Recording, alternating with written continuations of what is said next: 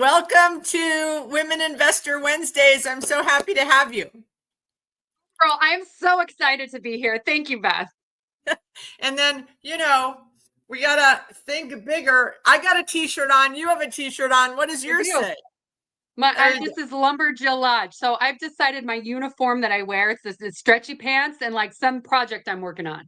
So this is my motel in Wisconsin.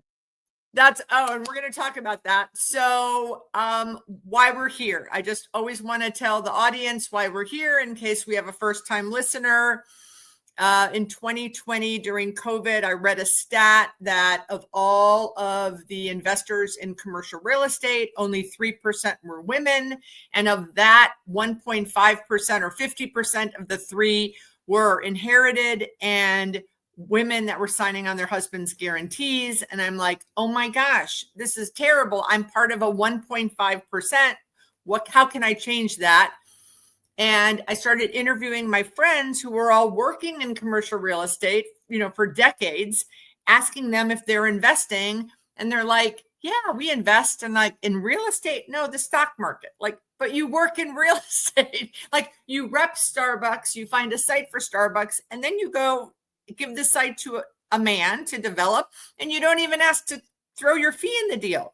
And so I kept saying, why don't you invest? Why don't you invest? And people were like, well, I don't have $1 million. And I'm like, you don't need $1 million. And well, it's too complicated. So is the stock market.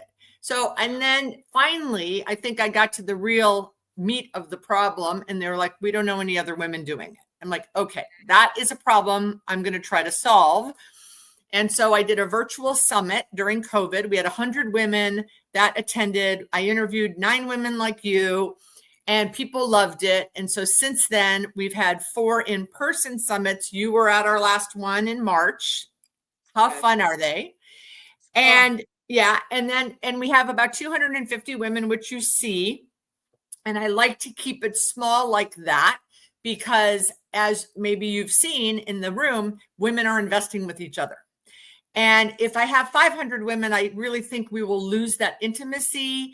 And, we usually have like a coming back rate or return rate at the summit of about 60%. So, and that helps with why women are investing with each other because they've met each other multiple times. So, I decided I'm not hitting large amounts of women because I'm now I've made the decision to keep the summit small. So about 18 months ago, I decided to start doing this podcast, Women Investor Wednesdays. And it was the funniest thing. The first 6 months, we would do this Women Investor Wednesday live on Wednesday night, 7 p.m. And I'd have like 7 people, and on StreamYard, which this is where we do it because it broadcasts to all of the social media platforms at once. I would every once in a while, the number of where you see who's watching is tiny. So it's just not like out there. But in the beginning, I 7 people, they're all my family. And then about a month ago, I was interviewing someone and I happened to look and there were 307 people live. And I literally stopped the interview. I said, oh my gosh. And she goes, what's wrong? I go, there's 300 people watching us live.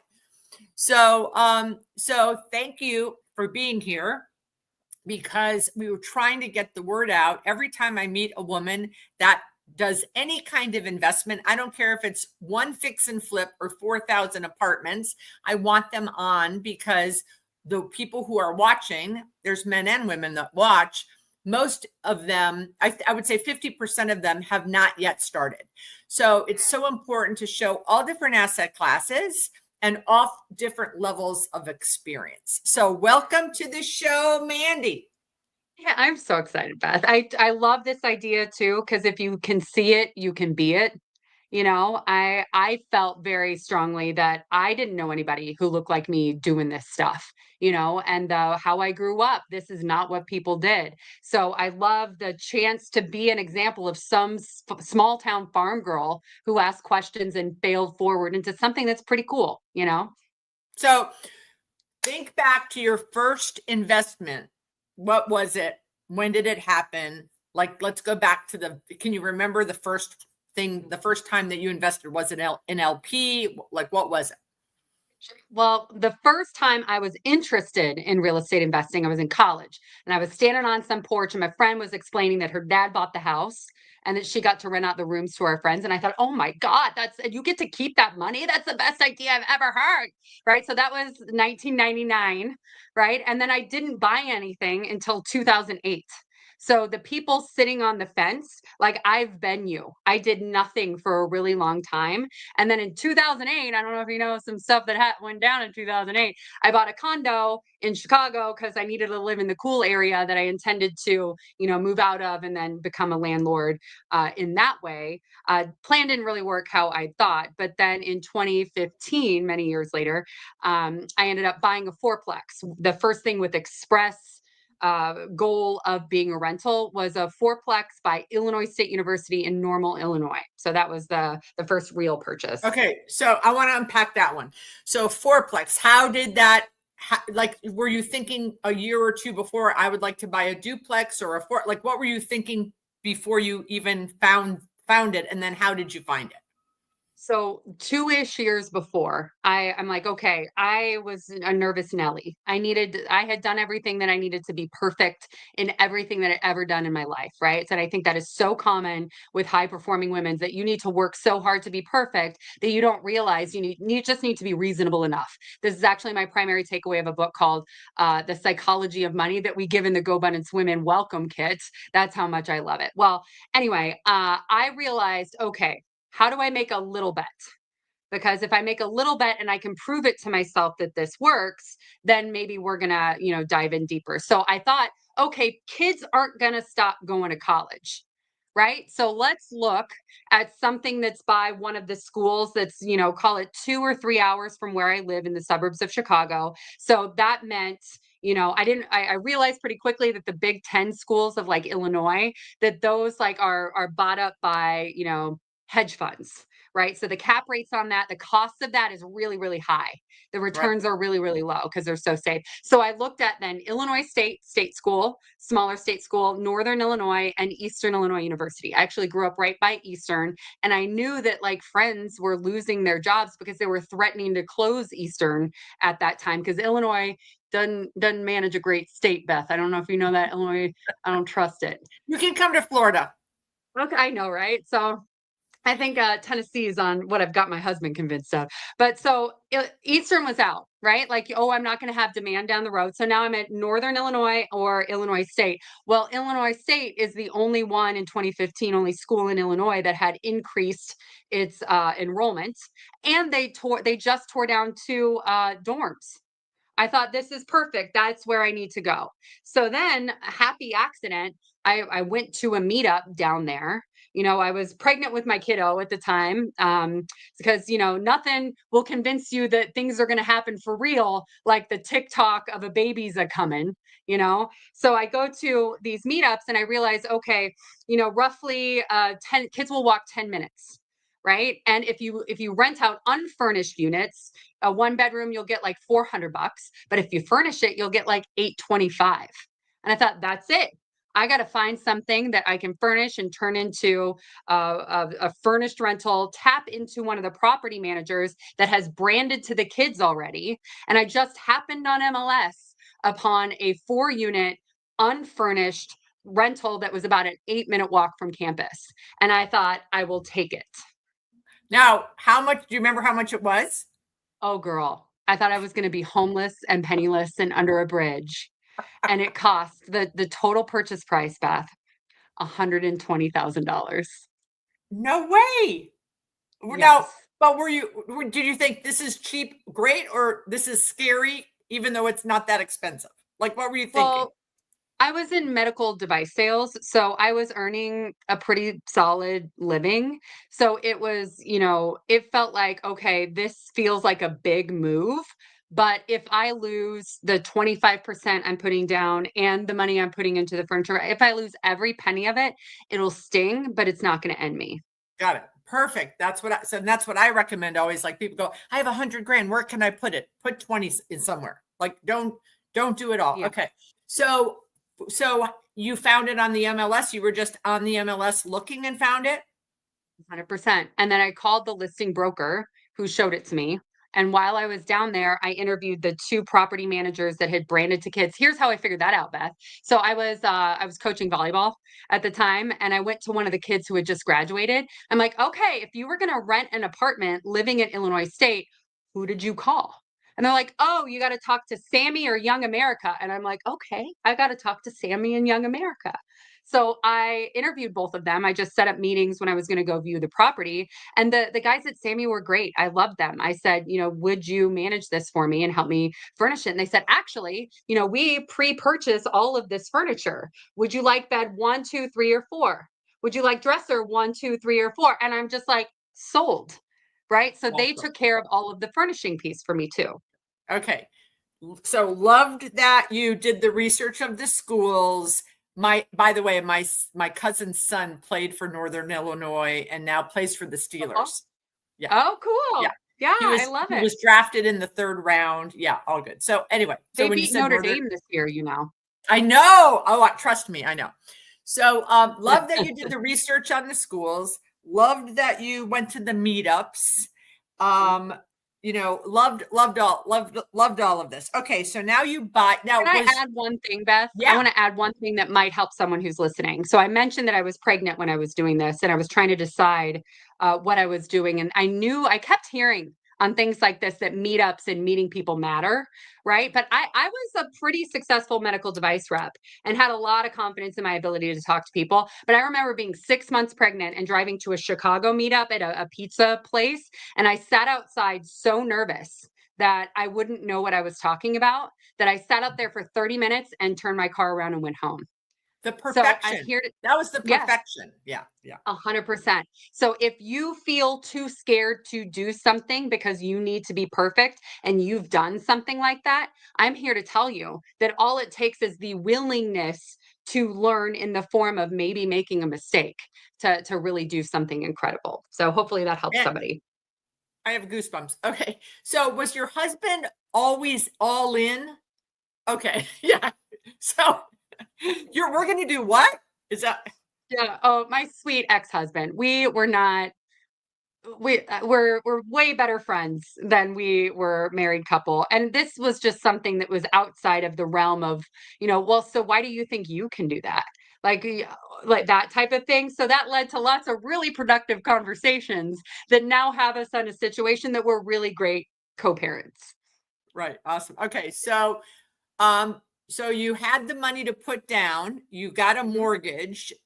mhm. Was it with a traditional bank? Did you already own, you owned your condo still?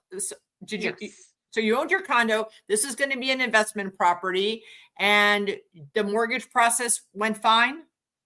I had actually turned the condo into a rental, and kind of like an happy accident that had been more than 2 years. So if you're playing in the single family residential multifamily arena, you have to your debt to income is a really big deal. And you don't get to count any of that rent as income until you've owned it for 2 years. So happy accident, I had 2 years between having made that a rental and going to buy this fourplex.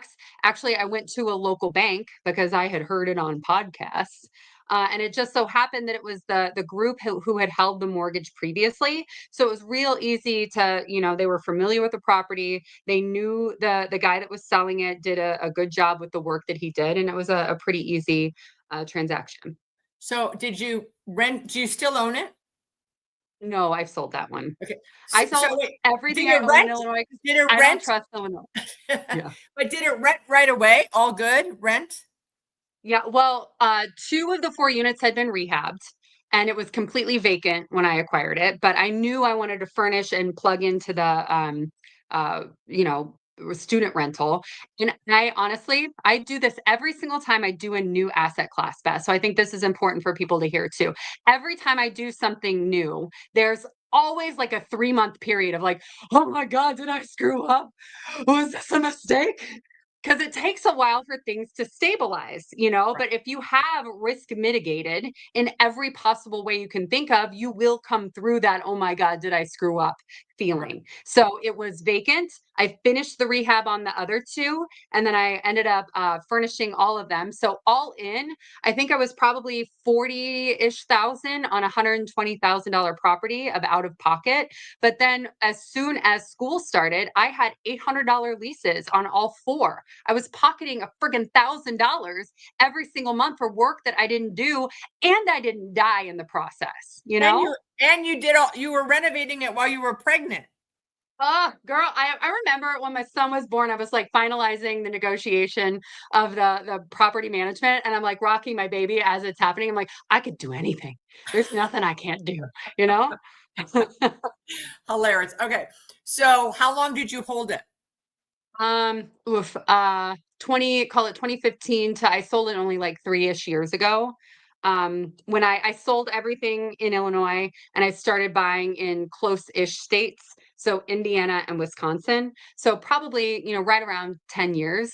I ended up selling it for about 100,000 more than I paid for it, but that wasn't the goal, right? Like I ended up using that money, 1031 exchanging it into a larger joint venture partnership that is really kind of my shtick now, kind of my focus. These mid-size multifamily, call it 30 to 50 units. That's the thing I love now.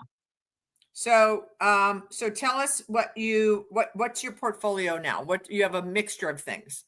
I do. So the things that really are the way I pay my bills are two joint venture apartment buildings that I own between 10 and 25% of. So I'm not the sole owner of these.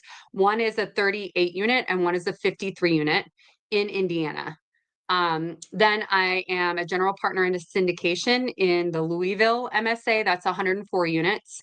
I own by myself an 18-key motel in Balsam Lake, Wisconsin, lumberjilllodge.com. We need to have a retreat there.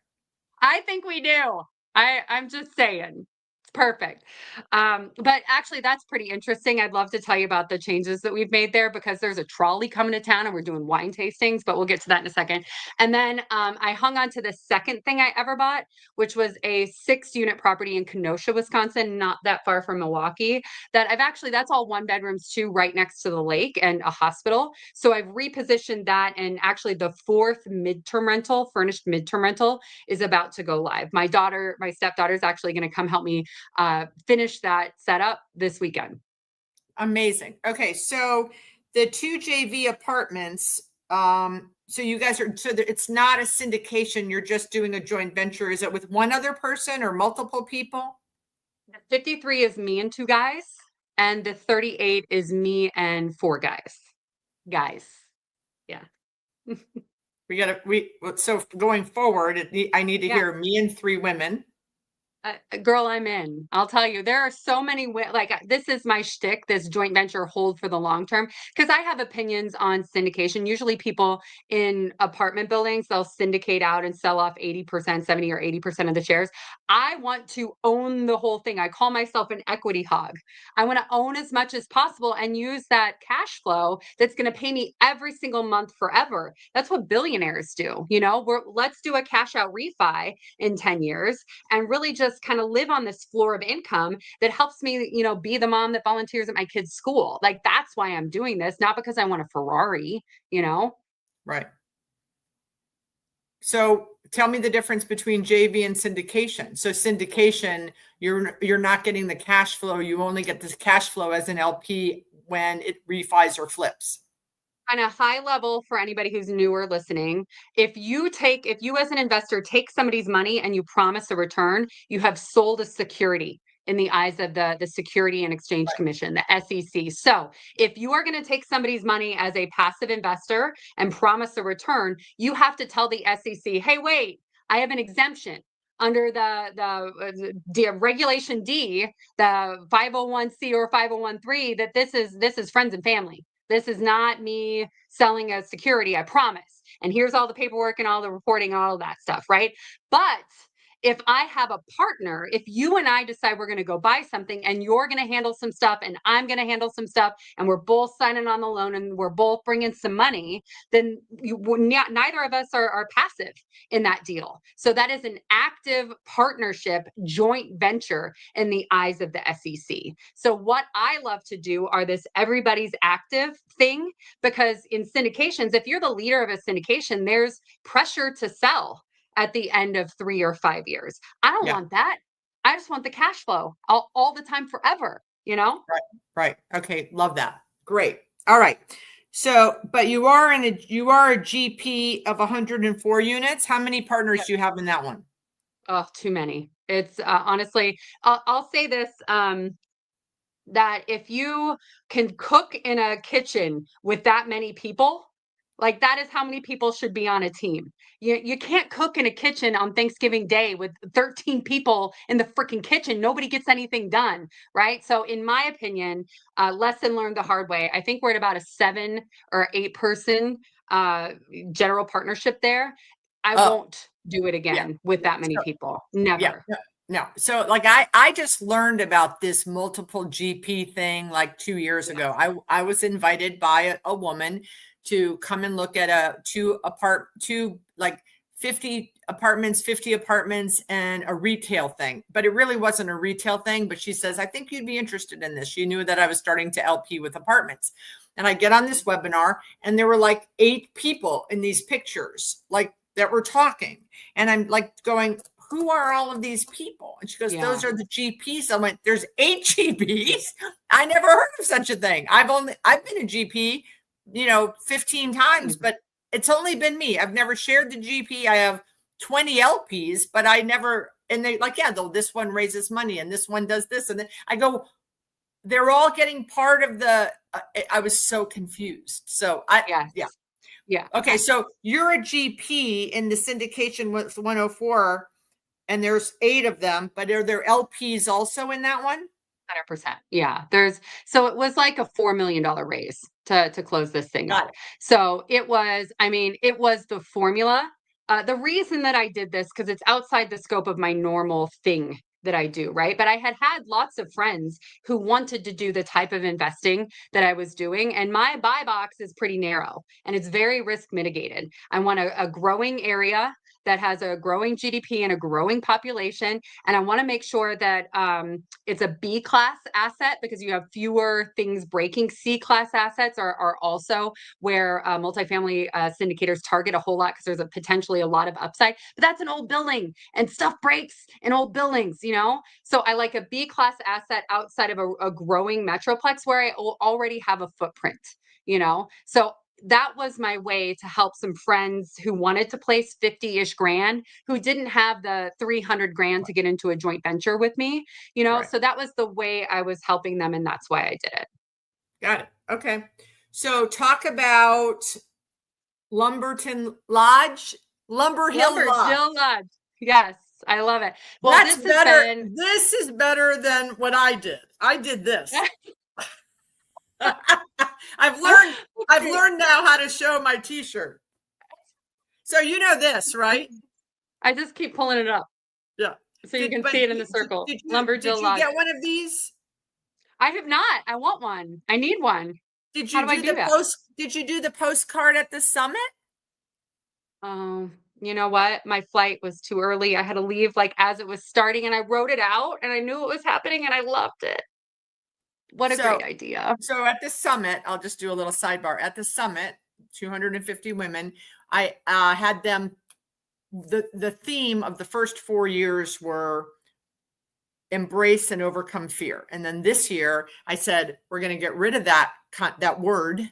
And we're only going to talk about thinking bigger. And we handed out postcards to everyone to self-address and write 3 things of how they were going to think bigger. So last week, everyone got their postcards in a fancy red glittery envelope with this t-shirt. So if you didn't give us the postcard, you didn't get this postcard or the t-shirt. What a miss.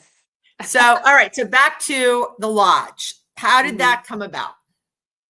Actually, I gave a talk like this to somebody, and they said, "Oh, I love this idea of mid-size multis," because that's what the talk was about. And I see on MLS this 18 key motel that's listed in Wisconsin where the guy lived, and he's like, "I want to turn it into apartments." I'm like, "Bro, it's in a population 1,000, neighborhood. Like that is on a lake. Like people are going to come there in the summer, but you should keep it as short-term rentals. Meet my friend who does short-term rentals. Just you guys go off and you do what you do, right?" So long story short, that guy bowed out, and the short-term rental friend and I ran at it, and her style of management just didn't work with this property. So over a number of years, I was able to buy her out. And actually, as we're talking, just got an email from her saying congratulations on the buyout being totally complete. That now, to kind of get out from under the bad reviews from it didn't work the way we were managing it, I rebranded as Lumberjill Lodge, and we're targeting girls trips. It's right outside Minneapolis, St. Paul, and I figured out that there are a handful of wineries, about a half dozen wineries within like a 20-ish minute drive any direction. So I went to town and I talked to the owners of those wineries and said, "Hey, listen, I want to drive people to you. If my people come and they have a postcard and they buy one tasting, can they get one free?" And they're like, "Absolutely." So we have these partnerships with these wineries, and then come to find out somebody bought a trolley that they're going to take around to the wineries and the breweries and to do these fun things. And I've negotiated with that group that they're going to stop at my motel to pick people up every Saturday. So it is, I could not be more excited for the direction of this project. And I'm finally really proud of it. It was something that the way we were managing it before, a thing that I've learned in this process is for me to really bang tables and get excited about stuff, because excited is the one thing I do well. I've got to really believe, I've got to really be proud of the things we're doing. And I'm there with this project now. So how far is this from your house? Oh, this is the problem. It's 6 hours from where I live. But I hired a girl to live in one of the units. Okay. So one reason I loved her is because one of her last jobs, she took a women-owned tattoo parlor. She took it like viral on social media, and I thought, let's do some of that. Love. Okay. So how much was it? How much was it when you bought it? This was another little bet. So I was able to buy 18 keys for $326,000. Yeah. Yeah. We immediately there was so much wrong with it. It had like a police intervention. And so there was like tear gas that we had to have remediated, and, bullet holes through windows. And it was a whole thing. Right. Actually, so in GoBundance, we have a woman whose whole job is her business is crime scene cleanup. If you haven't met Laura Spalding, she's amazing. But she coached us through how to handle some of these hazmat type things. But anyway, we put like an immediate 100 grand into it to get it up to par for kind of the first iteration. And I just put another, call it 120,000 into it for the rebrand. So all in, actually I have the math right here.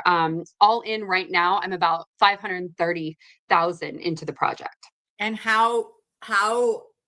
what do you think in 2026 you will make? So the projections are actually, I just had a call with this property management team, and we look at these projections versus actuals every single time we meet.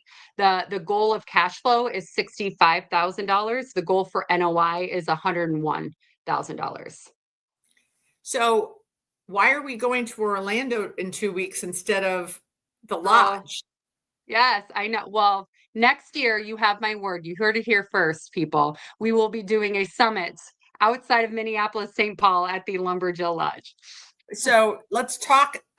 We could talk. I want to talk about GoBundance too. So, okay. So when I have the summit, every time women DM me, call me, email me, you need to do a mastermind. You need to do a group. Like we don't want to just come to the summit. We want to have a continuing relationship with you. And after the first year, with the virtual summit, I did a mini mastermind where the goal was, this is way in the beginning. I'm like, we're all going to invest with each other. Like I didn't know. Yeah, that doesn't just happen. Right.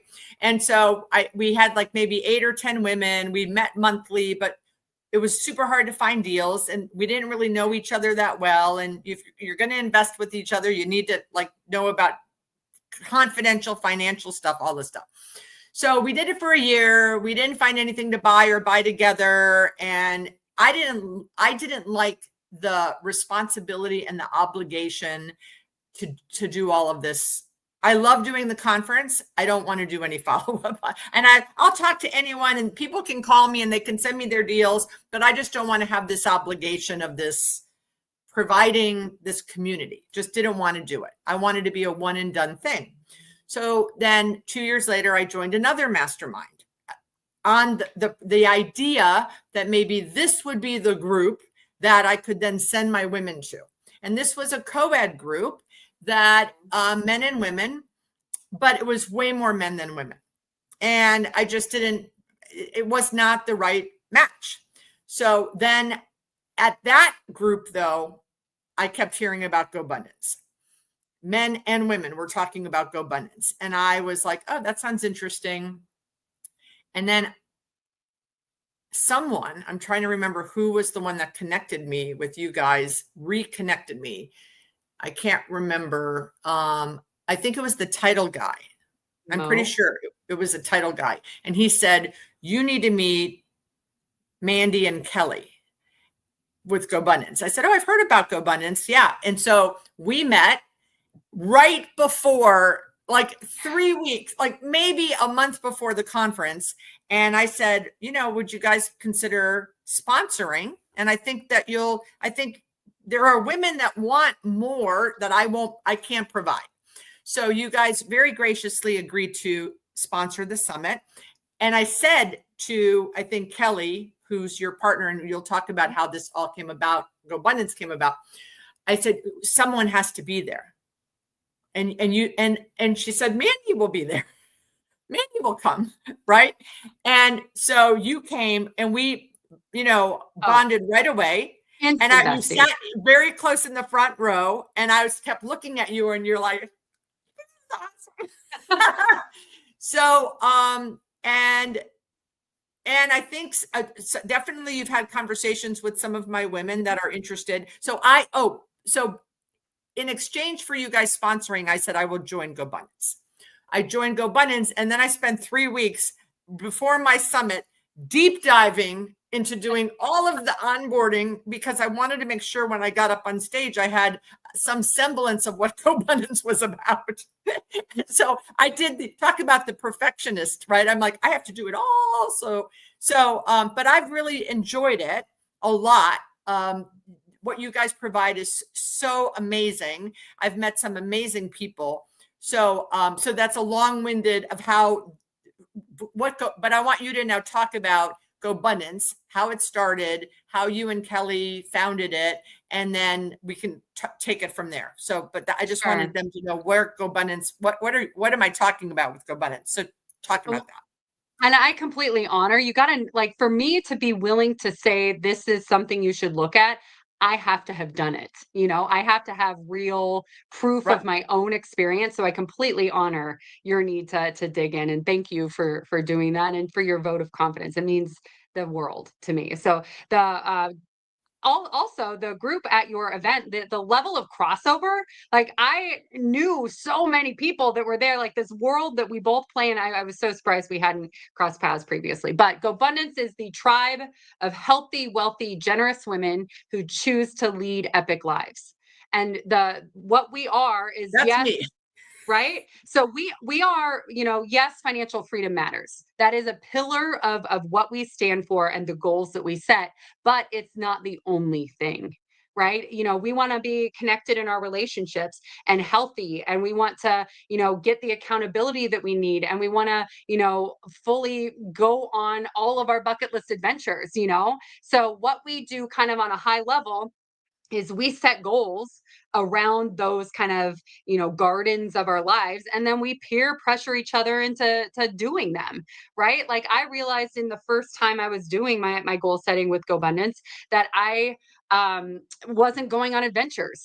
Right. So I bought an RV and I took the kids on a bunch of really cool stuff that they now have those memories. And so do I. Right. So, figure out the things that matter to you and then get peer pressured into doing those things. That matters a lot. But I actually joined GoBundance as a member before I had the opportunity to serve in leadership.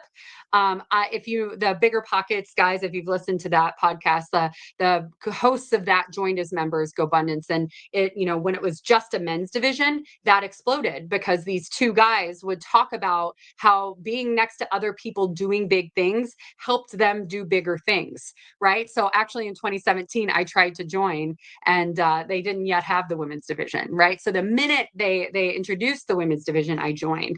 And then after a couple of years, the guys who started the men's division realized, like, wait, this could be a lot more beautiful if it was for women by women. And then three of us kind of banded together and acquired the rights to operate the women's division at the end of 22.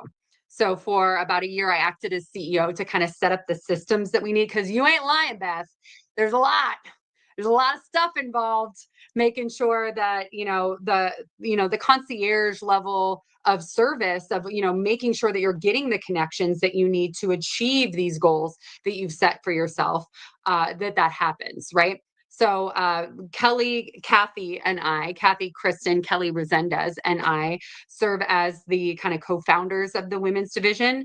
And we work every day to make sure that it is a space of collaboration, that it's a space of, oh, wow, you felt crazy trying to go buy apartment buildings. Well, come here, girl. We got you. You're not going to get a, oh, must be nice because you bought the lake house. You're going to get a high five. And how did you do that? And can you buy 5 more?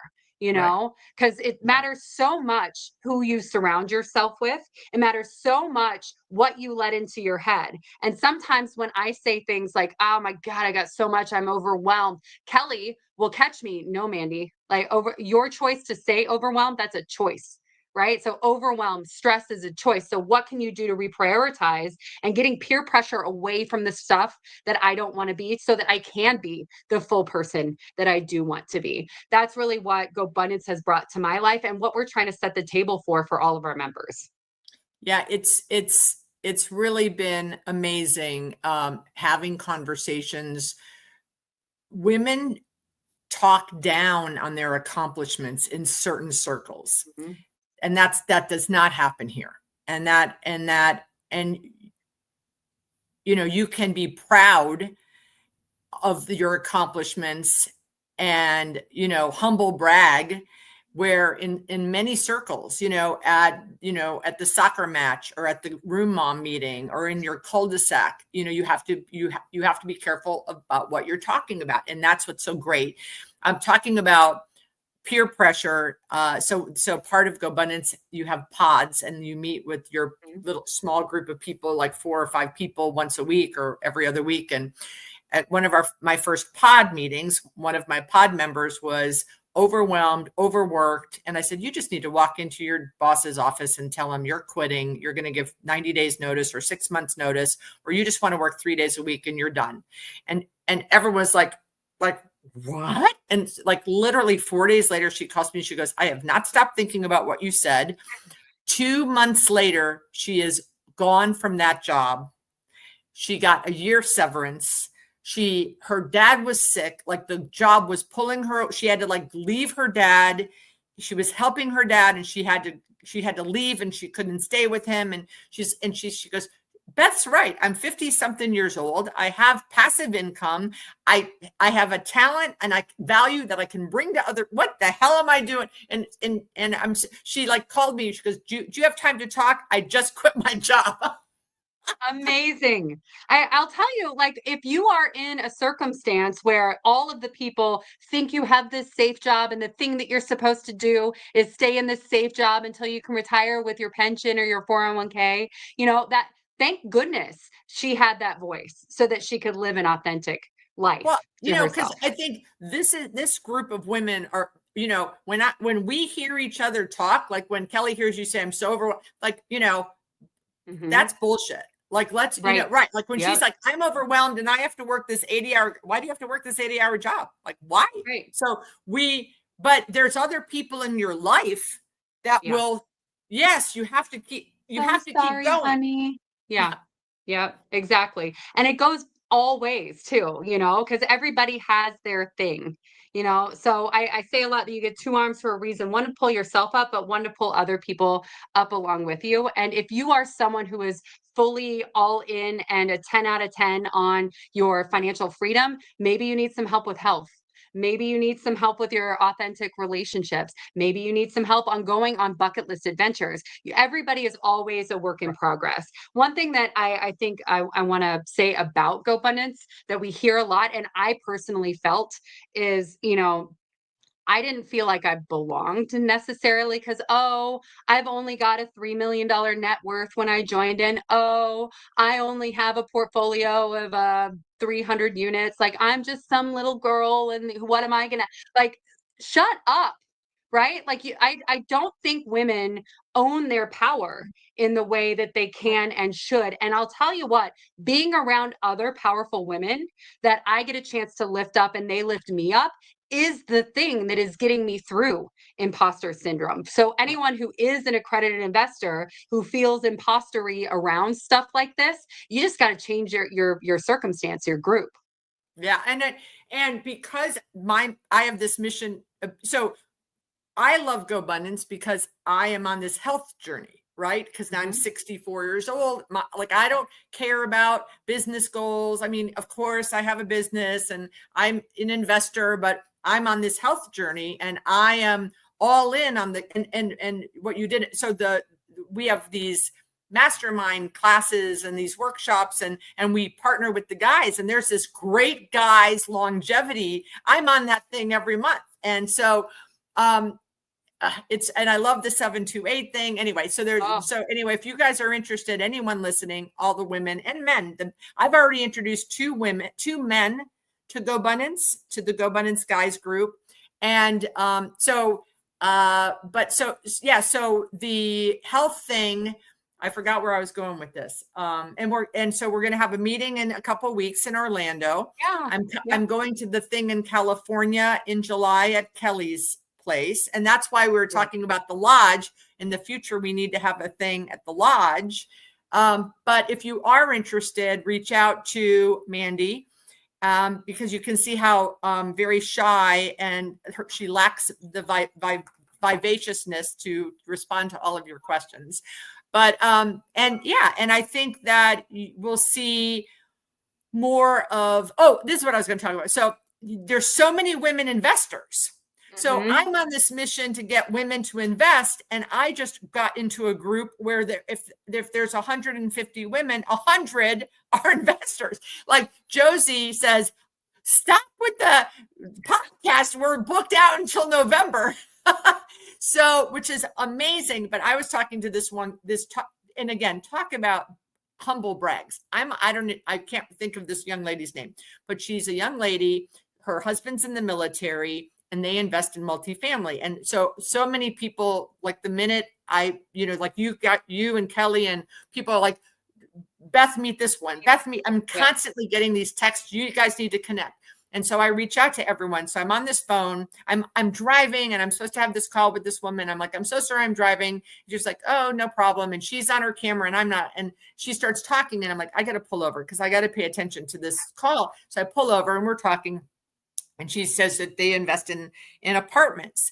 And I'm asking her questions. And I said, and she's like 32. And I said, so what's your portfolio now? And I'm expecting her to say 50 units. Oh, we have about 860. Her and her husband, he's in the military. I'm like, what? Susie Sevier. She started this investment journey when they were stationed in England. Yes. They started buying in Oklahoma from England. She is incredible. You know who exactly. Yeah. So, know.